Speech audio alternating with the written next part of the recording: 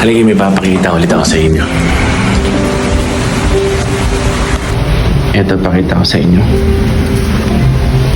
Sabi dito sa Matthew chapter 5, verse 16, "Let your light so shine before men, that they may see your good works and glorify your Father which is in heaven." Diba? Napaka-importante nito. Isa pa, sabi sa Matthew chapter 5, verse 16, "Let your light so shine before men, that they may see your good works and glorify your Father which is in heaven." Babasahin natin to sa Tagalog, ng Mateo 5:16. Gayon din naman, dapat ninyong paliwanagin ang inyong ilaw sa harap ng mga tao upang makita nila ang iyong mabubuting gawa at papurihan ang iyong Ama na nasa langit.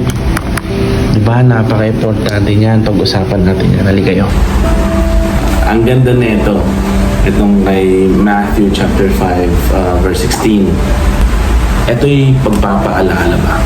Lahat ng ginagawa natin sa araw-araw, malamang may epekto sa ibang tao. Huwag ka na lumayo Kumbaga sa family mo, sa asawa mo, sa anak mo, katrabaho mo. Ginagawa mo sa araw-araw, tsak talaga merong epekto sa buhay nila. Kaya napaka-importante na dapat tayo ay kumilala at magkaroon ng honest at saka intimate relationship kay God. Siyempre para lahat ng ginagawa mo sa buhay talagang magliwanag ka sa kanila.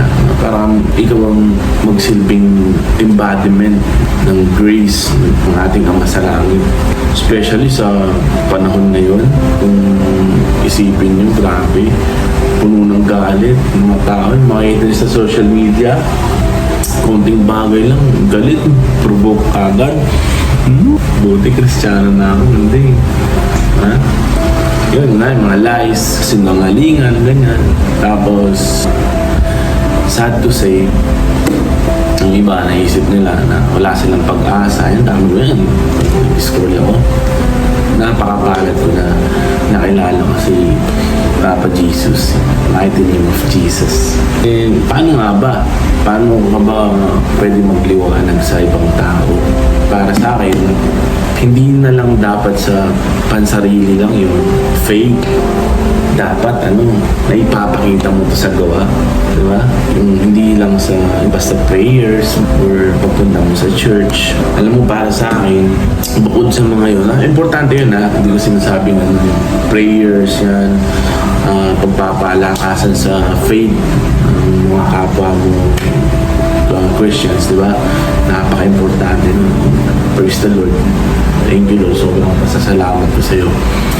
Isang napaka-importanting ingredient para sa akin yung araw-araw na nakikitungo natin sa mahal natin sa buhay, mga katrabaho natin, kaibigan natin, sa asawa natin. Yung dapat may humbleness or pagpapakumbaba. Tapos sigit sa lahat yung pagpapatawad. Yan ang para sa akin na talagang magliliwanag ka sa iba pag ganun ang pinapakita. Yun lang may share ko na para sa akin, yun ay napakahalaga paalala na lahat ng ginagawa natin ay tsak na may epekto sa ibang tao. Kaya sikapin natin maging mabuti.